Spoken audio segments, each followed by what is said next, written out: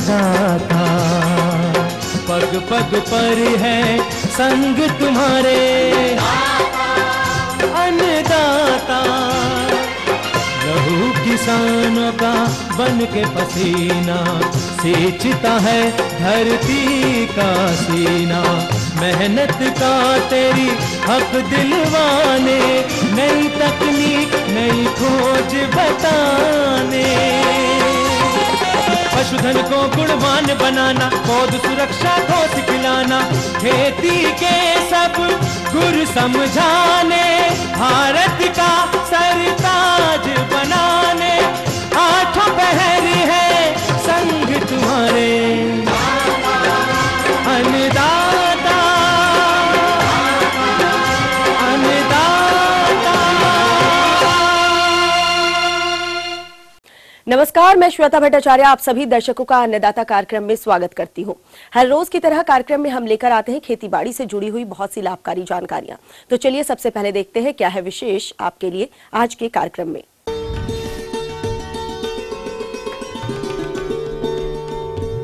अधिक उपज के लिए अरहर की फसल में किए जाने वाले कार्य।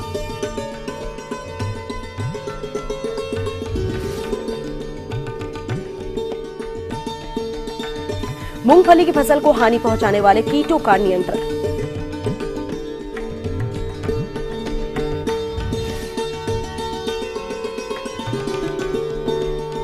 नींबू के बागान में इस समय किए जाने वाले प्रबंधन कार्य।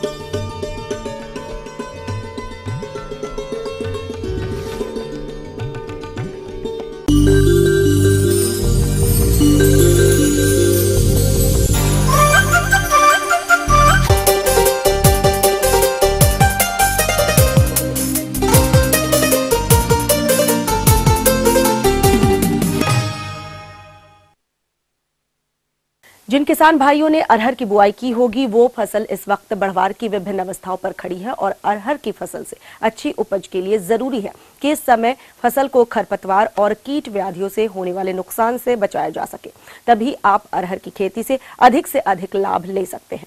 तो किस प्रकार से करें खरपतवार और कीट व्याधियों की रोकथाम, इसकी जानकारी दे रहे हैं जवाहरलाल नेहरू कृषि विश्वविद्यालय जबलपुर के वरिष्ठ वैज्ञानिक डॉक्टर SB अग्रवाल। अरहर की फसल लगाए हुए हैं, उनमें अरहर लगाने के बाद और लगाने के समय में से लेकर कटाई तक के बहुत सारी समस्याएं आती हैं। इन समस्याओं में बीमारी भी हो सकती है, कीड़े भी हो सकते हैं और विशेषकर बरसात में खरपतवार की समस्या अधिक होती है। जहां जल भराव हो जाता है वहां पौधे मर जाते हैं, जहां पानी नहीं होता है सूखे की स्थिति भी बन सकती है। जल निकास के लिए उसके अरहर की कतारों के बीच में नाली बना सकते हैं। दो तरह की बात होगी, एक तो ये नाली की मिट्टी उनके ऊपर चढ़ जाएगी और दूसरा जल निकास आराम से हो जाएगा, पौधों को हवा पर्याप्त मिल सकेगी और खरपतवार भी वहाँ विकसित नहीं हो पाएंगे। दूसरी बात होती है इस तरीके से पानी यानी जो वर्षा का जल है उसको बाहर निकाल दें और उनको हवा का प्रबंधन कर सकते हैं। दूसरी इसके साथ में एक होती है समस्या जो नींदा की होती है, क्योंकि ये दलहनी फसल है, हम कोई विशेष नींदा ही इसमें उपयोग कर सकते हैं। सामान्य नींदा की अगर हम इसमें स्प्रे कर देते हैं तो फसल को नुकसान होता है और उसका सीधा कतारों के बीच में हम स्प्रे कर सकते हैं। तो इसलिए हम 20 दिन के बाद इसमें सतर्क हो जाएं और 20 दिन के बाद ही खरपतवार नाशी जो इमेजाथापायर जिसका जो स्प्रे करते हैं, और ये स्प्रे हम 25 दिन तक पूरा कर लें तो ज़्यादा अच्छा होगा। वैसे 30 दिन तक भी कर सकते हैं, क्योंकि खरपतवारों की उम्र जैसे जैसे बढ़ती जाती है उसमें उन खरपतवार नाशी का असर कम होता चला जाता है। इसलिए हमें ये काम 1 महीने के अंदर ही कंप्लीट कर लेना चाहिए और हम खरपतवारों को नष्ट करके बढ़वार इसको प्रदान कर सकते हैं। तो अगर समय मिलता है, मौसम की स्थिति ऐसी होती है कि खेत गीला नहीं है, खेत में हाथ से निदाई हो सकती है, ऐसी स्थिति में भी हम ये काम कर सकते हैं। परंतु ये सामान्य तौर से ध्यान रखना चाहिए कि हमने अगर बेविस्टीन डाली है यानी जो कि कार्बनडाजिम के नाम से है या साफ डाली है तो एक बार को फायदा कर सकती है, परंतु अगर जिसमें कार्बनडाजिम मिली हुई है ऐसी दवाएं इसमें डालने से और उसको बढ़ावा मिलता है। इसलिए हमें विशेष प्रकार की ही दवा का उपयोग करना चाहिए जो कि बाज़ार में इस समय उसमें हो सकती है कि एक मैंकोजैब के नाम से आती है, उसका स्प्रे कर सकते हैं। 2 ग्राम दवा प्रति लीटर पानी में घोलकर इसमें स्प्रे करें। स्प्रे ऊपर पौधे पर न करके तने के आधे हिस्से से शुरू करें, जो कि कुछ तने पर गिरे और कुछ जमीन के अंदर चला जाए। इस तरीके से इसको ड्रेंचिंग कहते हैं, वो करें। और दूसरी एक रिडोमिल दवा बाजार में रेडीमेड मिलती है। इसके अंदर 2 रासायनिक तत्व होते हैं। हम इसको भी घोलकर 2 ग्राम दवा प्रति लीटर पानी के हिसाब से स्प्रे करते हैं, तो ये इस बीमारी से हम नियंत्रण कर सकते हैं। शुरू में वास्तव में करना ये चाहिए कि जो किसान भाई अरहर लगाते हैं, उन्हें अरहर के साथ में ज्वार की भी बोनी करें। अगर ये ज्वार की बोनी करते हैं, 2 कतार अरहर के बाद 1 कतार ज्वार, इस तरीके से अगर बोनी करते हैं, या हमारे रेशो दूरी पर ज़्यादा पर बो रहे हैं, तो 2 कतार ज्वार की और 2 कतार अरहर के बीच में 2 कतार ज्वार की लगाएं, तब भी हमको ये बीमारी देखने को नहीं मिलती है। साथ ही साथ अगर हम बोनी के समय बीज के साथ में ट्राइकोडर्मा मिलाकर डालें, या 8 दिन बाद, बोनी के 8 दिन बाद गोबर की खाद या केंचुए की खाद के साथ 100 किलो गोबर की खाद 2 किलो ट्राइकोडर्मा मिलाकर इसमें डाल देते हैं, तो ये बीमारी हमें यहाँ इससे निजात दे सकती है। ये ट्राइकोडर्मा दूसरे फफूंद को जो इसमें बीमारी पैदा करती हैं उनको ख़त्म कर देगी, और हमें किसी तरीके का नुकसान हमारी फसल को न होने पाएगा। इसके अलावा एक समस्या जो कि कीड़ों की होती है, और कीड़े शुरू से लेकर अंत तक, चाहे वो पत्ती को नुकसान पहुंचाए, फूल को नुकसान पहुंचाए या फली को नुकसान पहुंचाए, ये कहीं ना कहीं हमारे फसल को नुकसान पहुंचाते रहते हैं।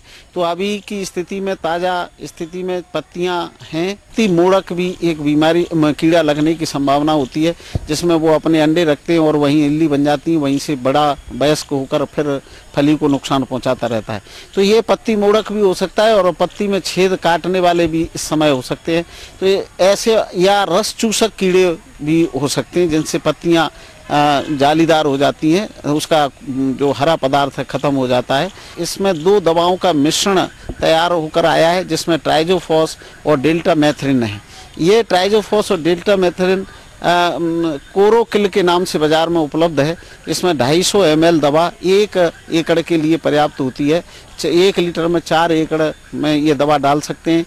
इसमें दोनों तरीके के कीड़े, चाहे रस चूसने वाले हैं, या सफ़ेद मक्खी है, या काली फुंदकी है।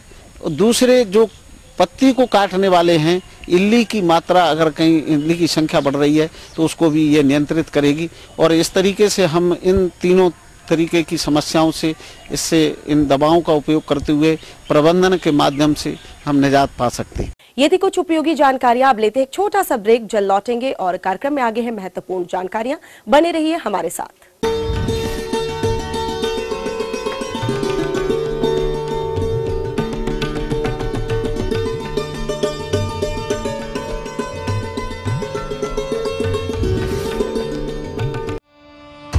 यहाँ राजनीति बदलती रहती है, अपना चरित्र और चेहरा कभी भी कोई भी बन सकता है।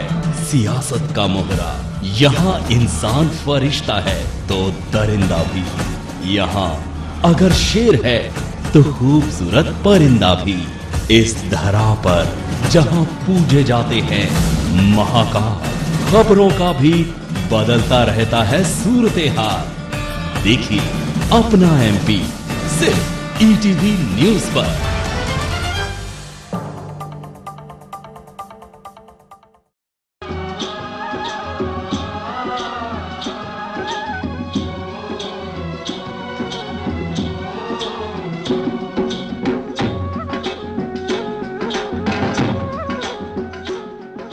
ब्रेक के बाद एक बार फिर से आप सभी दर्शकों का अन्नदाता कार्यक्रम में स्वागत है। बढ़ते हैं अगली प्रस्तुति की ओर।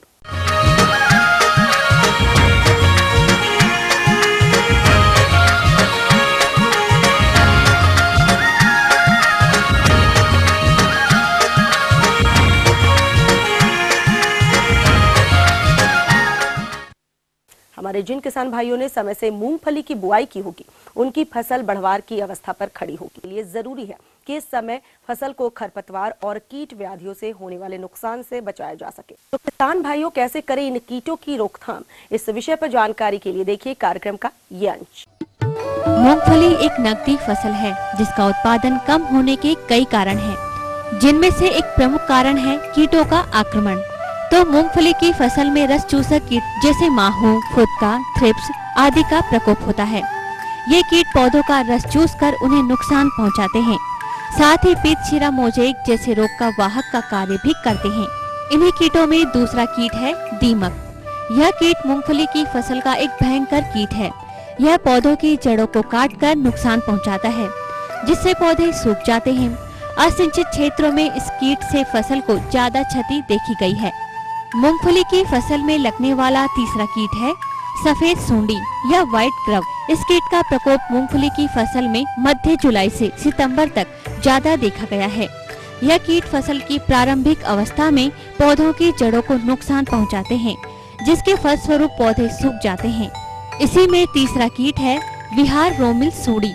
यह कीट मध्यम आकार का होता है, जिसके पंखों पर काले धब्बे होते हैं। इसकी सूंडी नारंगी रंग की होती है। यह पत्ती की ऊपरी सतह को खा जाता है, जिससे पौधों की भोजन बनाने की क्रिया बाधित होती है। इसी के अंतर्गत जो पांचवा कीट है वह है तंबाकू की इल्ली।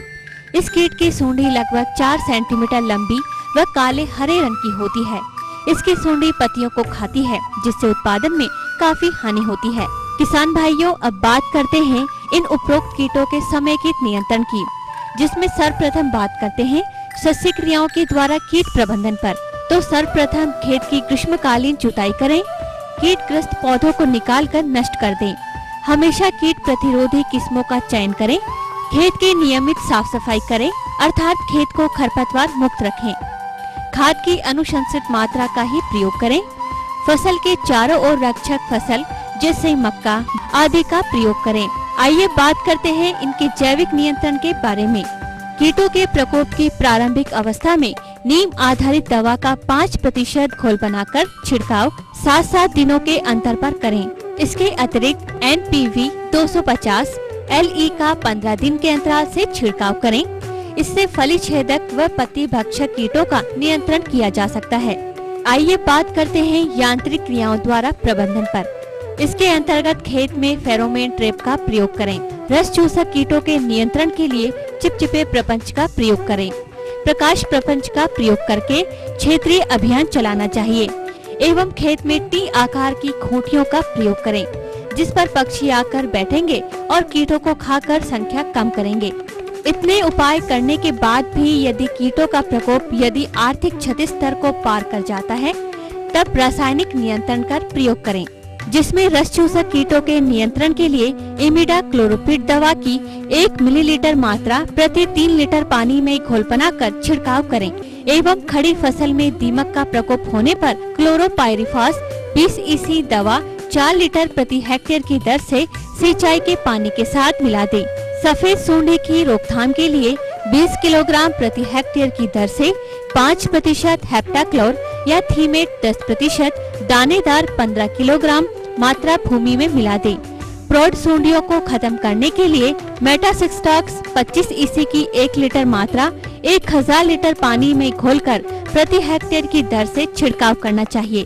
बिहार रोमिल सूंडी के कीट के नियंत्रण के लिए पैराथियान 500 मिलीलीटर प्रति हेक्टेयर की दर से छिड़काव भी प्रभावशाली होता है। किसान भाइयों, इन बताई गई बातों को अमल मिलाकर यदि आप इन कीटों का समेकित प्रबंधन करते हैं तो निश्चित ही आपको इस फसल से अच्छा उत्पादन प्राप्त होगा। आगे और भी है कुछ रोचक जानकारियां, पर यहाँ पर रुकेंगे एक और कमर्शियल ब्रेक के लिए। जल्द हाजिर होते हैं।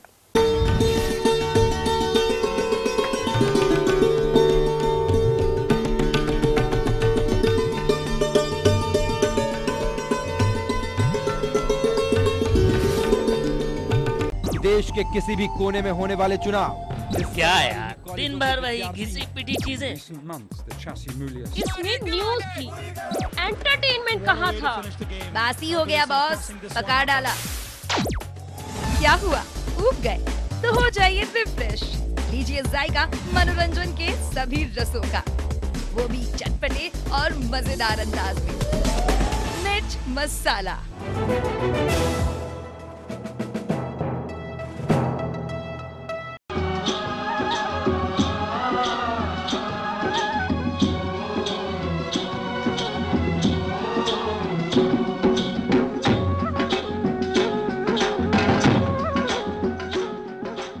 ब्रेक के बाद आप सभी दर्शकों का स्वागत है। चलिए अब रुख करते हैं अगली कड़ी की ओर।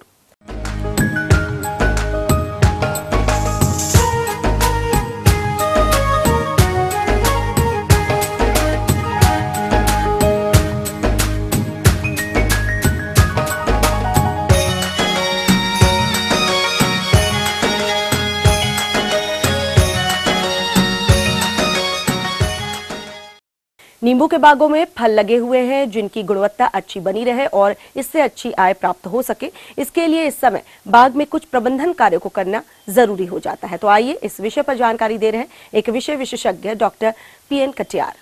किसान भाइयों, आप जानते हैं कि विटामिन सी हर व्यक्ति के लिए बहुत ही आवश्यक तत्व है और नींबू प्रजाति के फल, विशेष रूप से कागजी नींबू, विटामिन सी का उत्तम स्रोत माना जाता है।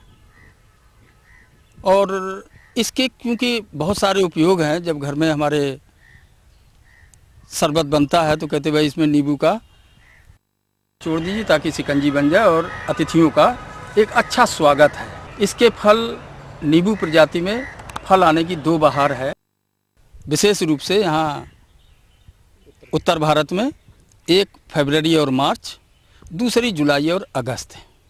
किसान भाइयों, एक फ्लस के जो फल आप देख रहे हैं, जो फल लगे हुए हैं, ये फरवरी मार्च की फ्लस है और दूसरी फ्लस छोटे छोटे फल लगे हुए हैं, कुछ फूल भी दिखाई दे रहे हैं। ये दूसरी फ्लस का समय है, फल सेट होते जा रहे हैं। इस समय ज़रूरी है बरसात के मौसम में कि हम नींबू की बाग की समुचित देखरेख करते रहें।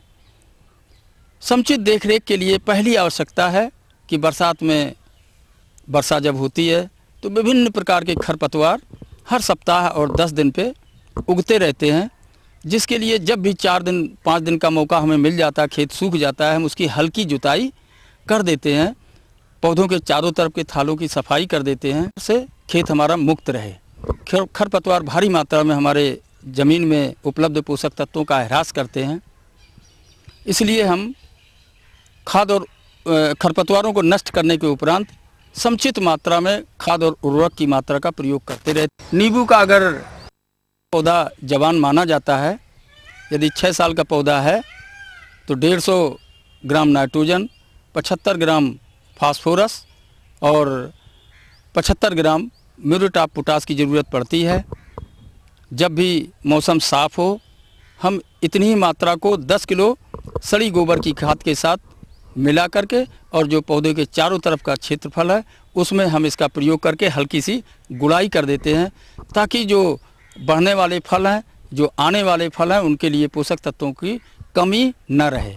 किसान भाइयों, दूसरी आवश्यकता जो है वो इस समय नींबू प्रजाति के पौधों के लिए है कि नींबू में जो फल आ रहे हैं उनमें एक बड़ी प्रमुख एक तरह से बीमारी कहिए जो है सिट्रस कैंकर, जिसमें फलों के ऊपर हल्के भूरे रंग के लाल रंग लिए हुए धब्बे पड़ जाते हैं। ये एक बैक्टीरियल डिजीज़ है जिसको हम सिट्रस कैंकर कहते हैं। ये बीमारी जब फलों पे आ जाती है तो फलों की गुणवत्ता ख़राब हो जाती है और बाज़ार में लोग उसको पसंद नहीं करते हैं और उसकी कीमत कम हो जाती है। इसलिए किसान भाइयों, ज़रूरी है कम से कम बरसात में 2 छिड़काव, 1 ग्राम बेबिस्टीन प्रति लीटर पानी की दर से और 5 लीटर में 1 ग्राम स्टेप्टोसाइक्लिन जो बैक्टीरिसाइड होता है। क्योंकि ये बैक्टीरियल डिजीज़ है, इसलिए बैक्टीरिसाइड का इस्तेमाल करना बहुत ज़रूरी है। यदि 2 छिड़काव ये हम समय समय पर कर देते हैं, 1 सप्ताह 10 दिन के अंतराल पर कर देते हैं, तो जो बैक्टीरियल डिजीज़ का जो बढ़ाव है वो कम हो जाता है। फलों पे यदि ये बैक्टीरियल डिजीज़ जिसको हम कैंकर कहते हैं, सिट्रस कैंकर, अगर नहीं आता तो फल उच्च कोटि के माने जाते हैं, उनमें जूस भी अच्छा होता है और फलों की गुणवत्ता भी अच्छी होती है। किसान भाइयों, तीसरी चीज़, क्योंकि नींबू के बगीचे में नींबू की अपनी आदत है, नींबू का गुड़, उसमें छोटे छोटे सूट्स, वाटर सूट जिनको हम कहते हैं, बड़ी तेज़ी से बढ़ने वाले सूट्स समय समय पर निकलते रहते हैं। ये सूट्स जो पुराने पौधे की शाखा, जो पुराना पौधा है उसकी ताकत को ह्रास करते हैं। इनमें न तो अच्छी गुणवत्ता के फल आते हैं और ना ही समय से आते हैं। इसलिए ऐसे वाटर सूट्स को, उदाहरण के लिए ये देखें सूट्स, ये सूट्स कितनी तेज़ी से बढ़ रहा है। ये सूट्स बढ़ गया, लेकिन इसमें कहीं भी आपको फूल और फल नहीं दिखाई देते हैं। ये सूट्स की पहचान यही है कि बड़ी तेजी से बढ़ते हैं, बड़ी तेजी से बढ़ते हैं और उनमें फूल और फल या तो आते हैं तो बड़ी विलंब से आते हैं, उच्च कोट के फल नहीं होते हैं। ऐसे सूट्स की हम छटाई करते रहते हैं। ये पौधे की भारी मात्रा में ताकत का ह्रास करते हैं। इसलिए ये अगर दो तीन प्रैक्टिसेस अगर हम समय से करते रहें तो नींबू का पौधा समय से ही फ्लावरिंग करेगा, समय से ही फ्रूटिंग करेगा और अच्छे गुणवत्ता युक्त फल आपको प्राप्त होंगे। मैं समझता हूँ अगर बरसात में ये 2-3 क्रियाएं आप समय समय से करते रहे तो निस्संदेह नींबू वर्तमान समय में बहुत अच्छी आमदनी देने वाला बगीचा माना जाता है। एक अमरूद, एक नींबू प्रजाति। उत्तर भारत में ये 2 फलदार पौधों के बगीचे बहुत ही कारगर हैं।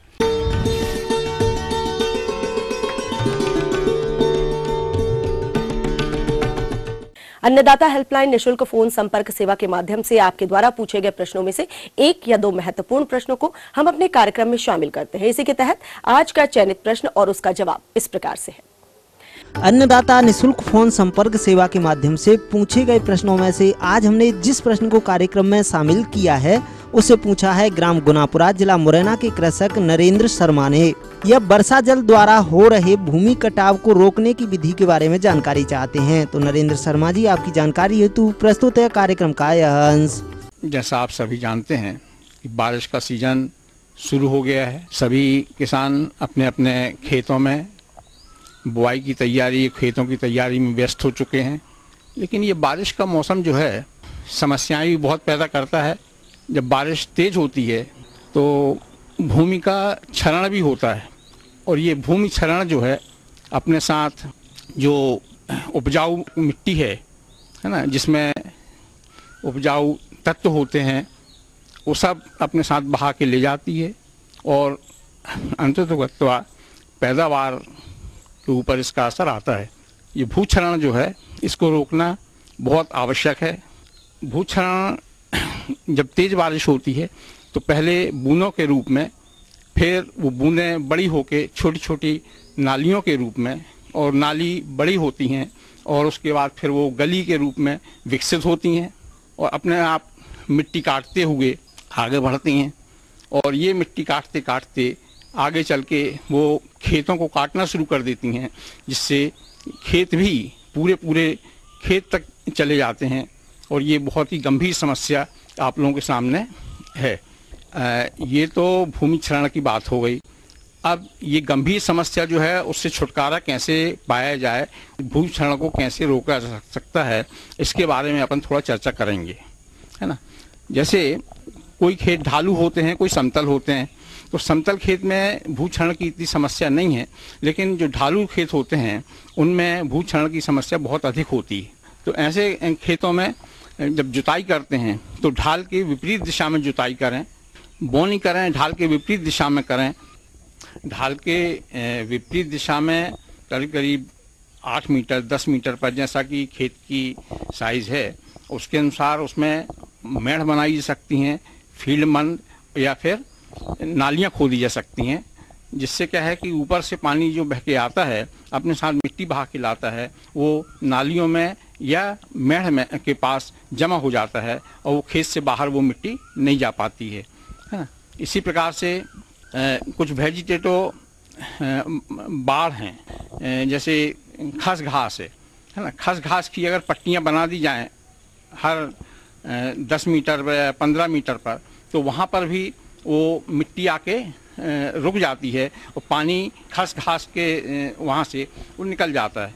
तो मिट्टी तो रुक जाती है लेकिन पानी निकल जाता है। इस प्रकार से वहाँ पर मिट्टी जमा होती जाती है और जब आप फिर से जुताई करेंगे तो वो फिर से मिट्टी उसी में मिल जाती है। इस प्रकार से जो पोषक तत्व होते हैं वो बाहर नहीं जा पाते हैं। देखिए, अब बारी आती है जो बड़ी बड़ी गलियाँ बन गई हैं पानी काटते काटते, वहाँ पर कैसे भूक्षरण को रोका जाए।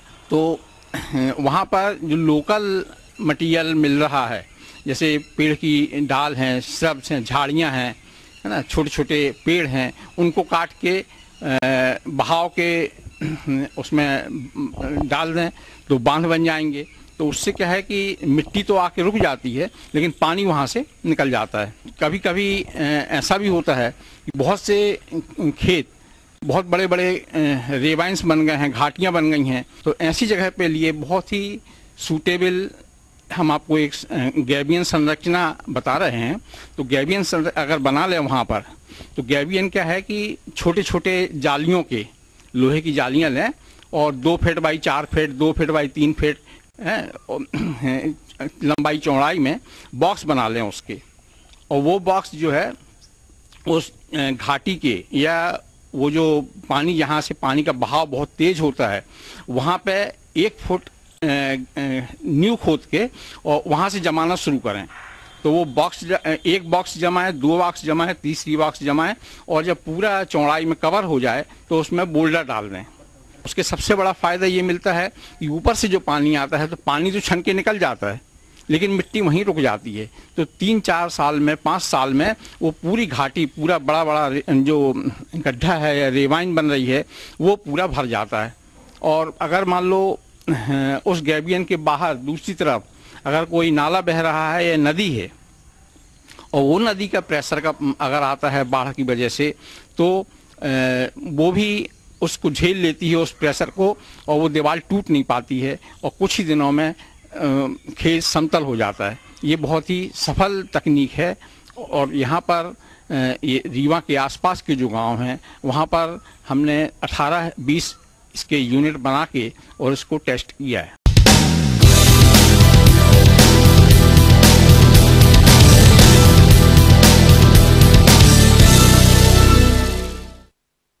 राज्य की विभिन्न मंडियों में कृषि उत्पादों के चढ़ते उतरते बाजार भाव की संक्षिप्त जानकारी इस प्रकार से है।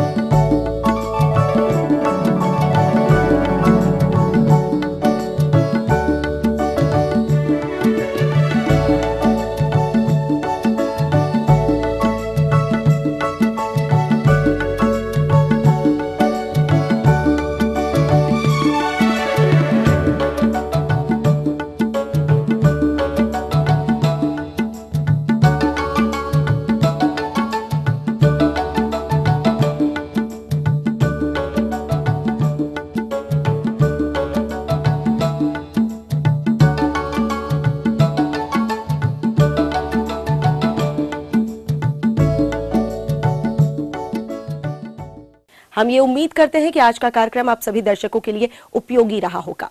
किसान भाइयों और अन्नदाता आपकी सेवा के लिए संकल्परत है। कृषि संबंधित समस्या एवं सुझाव के लिए आप हमें इस पते पर संपर्क कर सकते हैं। प्रोड्यूसर अन्नदाता ETV Madhya Pradesh Chhattisgarh, Ramoji film city Hyderabad 501512। साथ ही आप हमें ईमेल भी कर सकते हैं। हमारा ईमेल एड्रेस है annadatamp@etv.co.in। इसके अतिरिक्त आप हमें निःशुल्क हेल्पलाइन नंबर 180010084599 पर सोमवार से शनिवार सुबह 10 से शाम 4 बजे के बीच संपर्क कर सकते हैं। ये देखते हैं कल दिखाए जाने वाले कार्यक्रम की मुख्य झलकियां।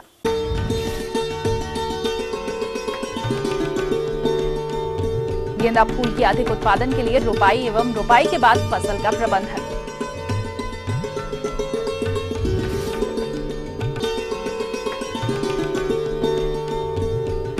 अधिक उपज शिमला मिर्च की फसल में किए जाने वाले कार्य।